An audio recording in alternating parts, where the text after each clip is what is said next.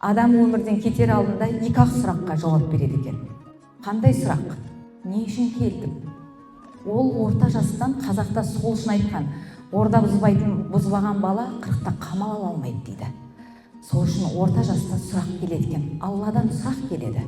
Не істейсің? Меже жастан асқаннан кейін, меже жас 63 жас. Асқаннан кейін енді не істедің деген сұраққа жауап бер дейді. Егер сен осы сұрақтың екеуіне де жауап бере алмасаң, ғафыл өмір сол кезде басталады дейді. Ғафыл өмірді біздің Абай атамыз жазып кеткен, өздеріңіз білетін шығарсыздар. Ғафыл өмір деген әттеген-ай өмір. Атым қалды ма, я затым қалды ма дейді. Сол кезде ғана адам ұрпағымен байиды екен.